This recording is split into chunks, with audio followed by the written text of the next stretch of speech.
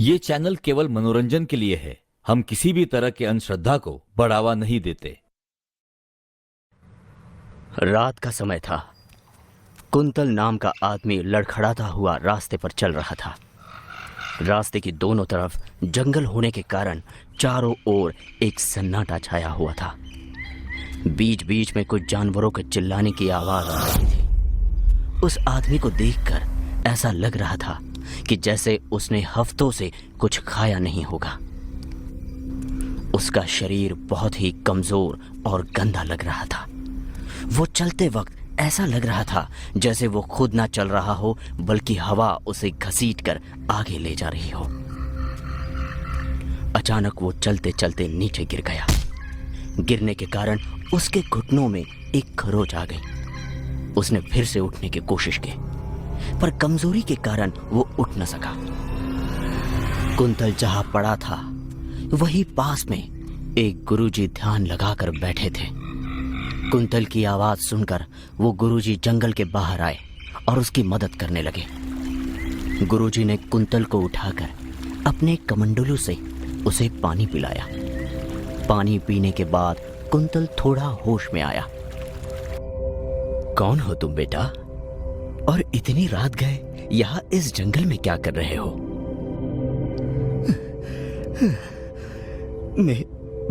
मेरा नाम कुंतल है गुरुजी।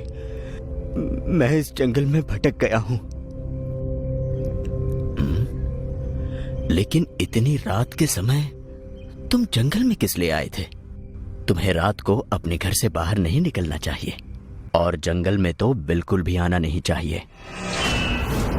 मैं भी इस जंगल में नहीं आना चाहता था गुरुजी, पर मैंने 2 हफ्तों से कुछ खाया नहीं, इसलिए खाने की तलाश में मैं इस जंगल में आया और भटक गया। पर क्यों? क्या तुम्हारे घर वाले तुम्हें खाना नहीं देते? नहीं गुरुजी, मैं इस गांव का नहीं हूं, पास के गांव से आया हूं। यहां किस काम से आए थे बेटा? कोई काम नहीं गुरुजी। मैं आपको मेरी सारी हकीकत बताता हूं।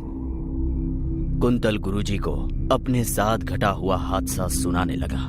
गुरुजी, मैं सीधा साधा आदमी हूं। अपने गांव में एक शिक्षक था और गांव वालों ने मुझ पर चोरी का झूठा आरोप लगाकर मुझे बहुत मारा और मार कर मुझे गांव से बाहर निकाल दिया। मैं भी चुपचाप उस गांव से निकलकर यहाँ इस गांव में चला आया, पर यहाँ भी मेरी मदद किसी ने नहीं की गुरुजी। इसीलिए मैंने जंगल में रहने और खाने की तलाश शुरू कर दी। कुंतल की बात सुनकर गुरुजी को बहुत दुख हुआ और उन्होंने उसकी मदद करने की ठान ली।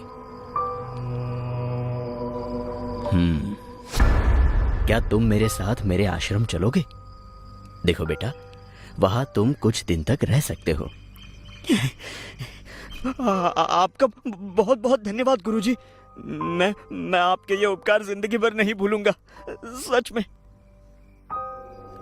कुंतल के हाँ करते ही गुरुजी उसे अपने साथ अपने आश्रम लेकर आए। फल खाने के बाद कुंतल को जरा अच्छा महसूस होने लगा। अगर तुम्हारा खाना हो गया हो तो तुम यही सो जाओ, ठीक है? मैं भी वहां सोने जा रहा हूं।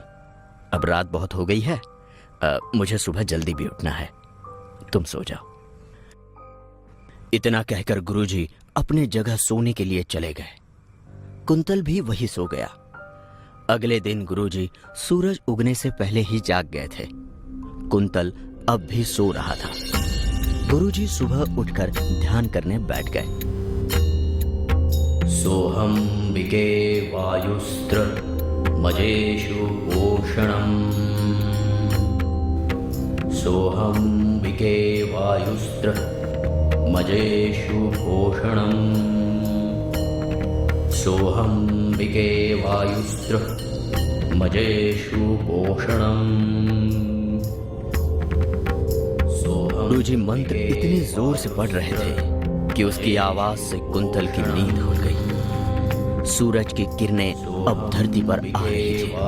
कुंतल गुरुजी के पास गया और उन्हें देखने लगा।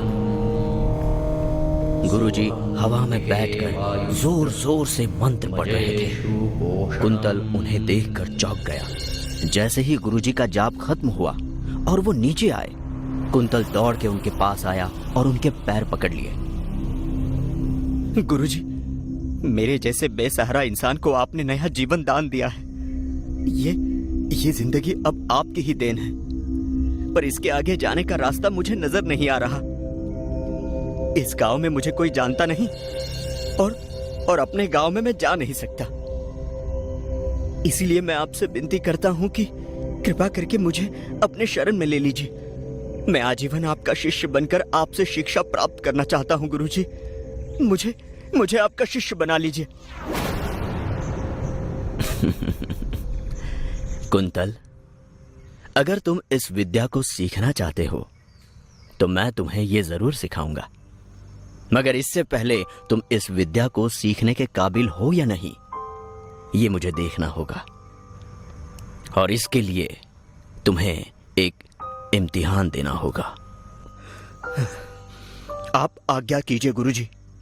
मैं आपके किसी भी इम्तिहान को पार करने के लिए तैयार हूं। तो ठीक है, कल सुबह सूरज उगने से पहले यहां आ जाना। आगे की पूरी बात भी कल सुबह ही तुम्हें बताऊंगा। ठीक है गुरुजी। गुरुजी के कहने के मुताबिक कुंतल अगली सुबह सूरज उगने से पहले ही वहां आ गया। गुरुजी पहले से ही वहां मौजूद थे। बताइए गुरुजी, क्या करना होगा मुझे? ध्यान से सुनो कुंतल, तुम्हें सूरज की पहली किरण के साथ इस पत्थर पर एक पैर पर खड़े होकर ओम का जाप करना होगा। तुम्हें यह जाप पूरा दिन बिना अन्न पानी का भोग किए सूरज डूबने तक करना होगा। अगर जाप करते वक्त तुम्हारा ध्यान भटका या तुमने आंखें खोली तो तुम इस इम्तिहान में नाकाम हो जाओगे और मैं तुम्हें अपनी विद्या नहीं सिखाऊंगा। कुंतल ने गुरुजी की बात ध्यान से सुनी और उसने जाप करना शुरू किया। गुरुजी वहां से चले गए।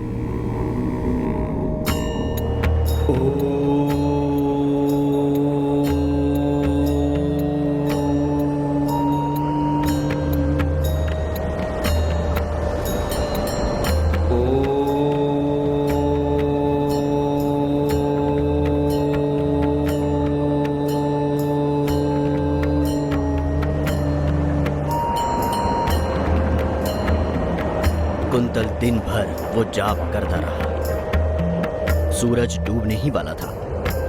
गुरुजी वहां आए और कुंतल की तरफ ध्यान से देखने लगे। जैसे ही सूरज डूबा, गुरुजी ने खुश होकर कुंतल को आवाज दी। कुंतल, तुम इस इम्तिहान में सफल हो गए हो। अब तुम अपनी आंखें खोल सकते हो। गुरुजी की आवाज सुनकर कुंतल नीचे आया। अब तो आप मुझे अपना शिष्य बनाओगे ना? जरूर बेटा, जरूर बनाऊंगा। कल सुबह से हम तुम्हारी शिक्षा प्राप्ति शुरू करेंगे। गुरुजी ने कुंतल को सिखाना शुरू किया। कुंतल भी पूरी एकाग्रता से सीख रहा था। धीरे धीरे सालों बीतते चले गए और कुंतल सारी विद्याओं और मंत्रों में माहिर होने लगा। पर कोई और भी था जो कुंतल और गुरुजी पर नजर रखे हुए था, जैसे वो सब कुछ पहले से ही देख रहा था। It's free, fun, and effective. Download Duolingo, the #1 language learning app. गुरुजी और कुंतल को इस बात का जरा सा भी अंदाजा नहीं था कि कोई शख्स उन्हें देख रहा है। एक रात गुरुजी और कुंतल बैठकर बातें कर रहे थे। बेटा कुंतल, कल तुम्हारी शिक्षा पूरी हो जाएगी और अब तुम पहले जैसे कुंतल नहीं रहोगे। अब तुम ज्ञानी बन जाओगे। धन्यवाद गुरुजी। अगर आपकी आज्ञा हो तो मैं अपनी पुरानी पहचान मिटाना चाहता हूं। मतलब? मैं कुछ समझा नहीं बेटा। अपनी पहचान कैसे मिटाओगे? मैं चाहता हूं कि आप फिर से एक बार मेरा नामकरण करें और मुझे नई पहचान दे, ताकि मैं इस दुनिया में आत्मविश्वास के साथ घूम सकूं।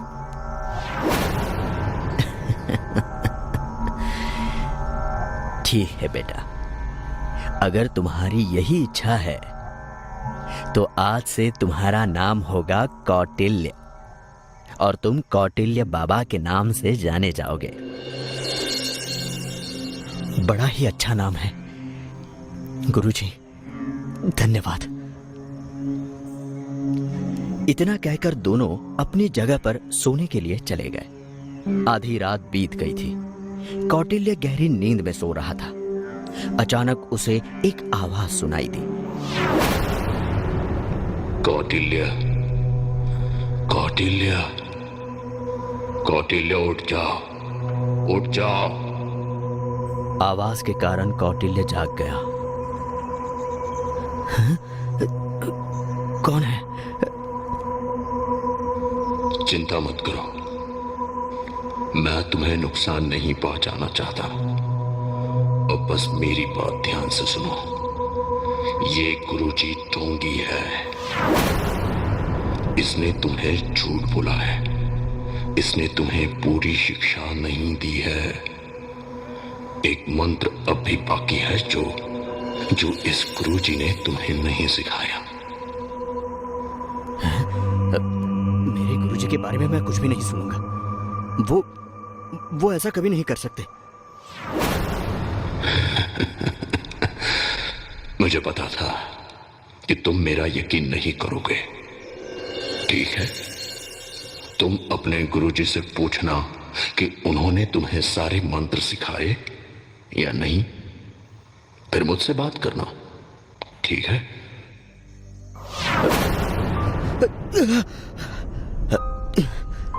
क्या हुआ कौटिल्य? कुछ नहीं गुरुजी। कोई सपना देख लिया क्या? हैं? चलो अब सो जाओ। गुरुजी, हाँ बेटा, क्या मैं आपसे एक सवाल पूछ सकता हूं? लेकिन अभी इस समय? गुरुजी ठीक है, पूछो। गुरुजी, आपने मुझे सारे मंत्र सिखाए या कोई मंत्र सिखाना बाकी है? देखो बेटा, वैसे तो मैंने तुम्हें सारे मंत्र सिखाए हैं, पर एक मंत्र है जो मैंने तुम्हें नहीं सिखाया, क्योंकि वो बेहद खतरनाक मंत्र है। उस मंत्र के पढ़ने से बहुत खतरनाक चीजें हो सकती हैं, जिसका अंदाजा कोई नहीं कर सकता। ठीक है गुरुजी, अब आप आराम कीजिए। गुरुजी वहां से चले गए। कौटिल्य वही सोचता रहा। अचानक वो आवाज फिर से उसे सुनाई देने लगी। कौटिल्य, मेरी बात का यकीन हुआ कि नहीं? लेकिन तुम कौन हो और क्या चाहते हो? तुम्हें और ताकतवर बनाना चाहता हूं, और उसके लिए तुम्हें वो आखिरी मंत्र सीखना होगा जो उस किताब में है। किताब? कौन सी किताब? गुरुजी जहां बैठते हैं वहां एक किताब है। वो किताब तुम पास वाले शमशान में लेकर जाओ। उस मंत्र को वहां पढ़ने से तुम और शक्तिशाली हो जाओगे। तुम समझ रहे हो मैं क्या कह रहा हूं? कौटिल्य, कौटिल्य, तुम उस किताब को लेकर शमशान में जाओ। इस बात को सुनकर कौटिल्य के मन में लालसा जागी और वो उस किताब को लाने चला गया। कौटिल्य उस किताब को ढूंढकर शमशान के पास ले गया। रात के सन्नाटे को चीरती आवाजें दिल दहला देने वाली थी और इसी रात के सन्नाटे में कौटिल्य अकेला ही उस शमशान घाट के पास चला गया था। उसके हाथ में वो किताब था, लेकिन वो अपने आप से ही पूछने लगा, किताब तो मैं लेकर आया हूं, लेकिन अब क्या करूं? तभी उसके कानों में आवाज गूंजने लगी, उस किताब का आखिरी पन्ना खोलो।